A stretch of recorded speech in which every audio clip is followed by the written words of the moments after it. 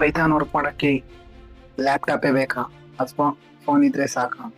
ನೋಡೋಣ ಬನ್ನಿ. ಇವತ್ತಿನ ವಿಡಿಯೋದಲ್ಲಿ ಹೆಂಗೆ ಪೈಥಾನ್ನ ಫೋನಲ್ಲಿ ವರ್ಕ್ ಮಾಡೋದು ಅಂತ ಹೇಳ್ಕೊಡ್ತೀನಿ ಬನ್ನಿ. ವೆಲ್ಕಮ್ ಬ್ಯಾಕ್ ಗೈಸ್, ನೀವು ನೋಡ್ತಿದ್ದೀರಾ ಬ್ರೋ ಇನ್ಫಾರ್ಮೇಶನ್.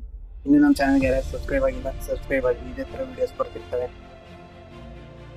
ನೀವು ಫಸ್ಟ್ ಏನು ಮಾಡಬೇಕು ಅಂದರೆ ಗೂಗಲ್ಗೆ ಹೋಗಿ ಫಸ್ಟು ಇನ್ನೊಂದು ಥರ ಇದೆ.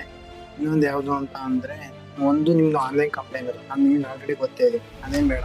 ಈಗ ಆಫ್ಲೈನ್ ಕಂಪ್ಲೇನರ್ ಯಾವುದು ಅಂದರೆ, ನೀವು ಗೂಗಲ್ ಪ್ಲೇಸ್ಟೋರಿಗೆ ಹೋಗಿ ಸರ್ಚ್ ಮಾಡಬೇಕು. ಏನಂತ ಸರ್ಚ್ ಮಾಡಿದ್ರೆ ಪೈಡ್ರಾಯ್ಡ್ ಅಂತ ಸರ್ಚ್ ಮಾಡಿ, ಈ ಪೈಡ್ರಾಯ್ಡ್ 3 ಅಂತ ಬರುತ್ತೆ. ಅದನ್ನು ಒತ್ತಿ.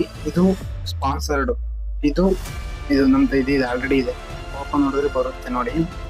ಇಲ್ಲಿ ಏನಂದರೆ, ನೀವು ಡೈರೆಕ್ಟ್ ಕೋಡ್ನ ಆರಾಮಾಗಿ ಬರಿಬೋದು. ನಿಮ್ದು ಲ್ಯಾಪ್ಟಾಪೇ ಬೇಕು, ಆ ಥರ ಏನು ಅವಶ್ಯಕತೆ ಇಲ್ಲ. ನಾವು ಪ್ರಿಂಟ್ ಅಲ್ಲೋ ವರ್ಡ್ ಅಂತ ಕೊಟ್ಬಿಟ್ಟು ರನ್ ಮಾಡಿದರೆ ಪ್ರೋಗ್ರಾಮ್ ರನ್ ಆಯ್ತದೆ, ಎಲ್ಲ ವರ್ಡ್ ಅಂತ ಬರ್ತಾ ಇದೆ.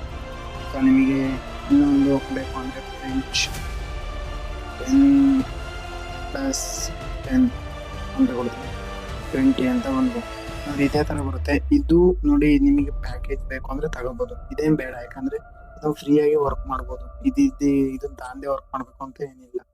ನೀವು ಸೇವ್ ಮಾಡೋದು ಹೆಂಗೆ ಅಂದರೆ, ಇಲ್ಲಿ ಸೇವ್ ಬಟನ್ ಇದೆಯಲ್ಲ, ಇಲ್ಲಿ ಸೇವ್ ಮಾಡಿದ್ದು ಯಾವ್ದ್ರಲ್ಲ ಸೇವ್ ಮಾಡಿ. ಇಲ್ಲಿ ಅಷ್ಟೊಂದು ಇಲ್ಲಿ ನೀವು ಫೈಲ್ ಅಂತ ಹೊಡೆದು, ನೀವು 1.python ಅಂತ ಹೊಡೆದು ಸೇವ್ ಹೊಡೆದ್ರೆ ಸಾಕು. 1.py ಅಂತ ಸೇವ್ ಆಗಿರುತ್ತೆ. ಅದನ್ನು ಓಪನ್ ಮಾಡೋದು ಹೆಂಗೆ ಅಂದರೆ, ಇದಕ್ಕೆ ಹೋಗ್ಬಿಟ್ಟು ಓಪನ್ ಮಾಡಿ, ಇಲ್ಲಿ ಸ್ಟೋರೇಜಲ್ಲಿ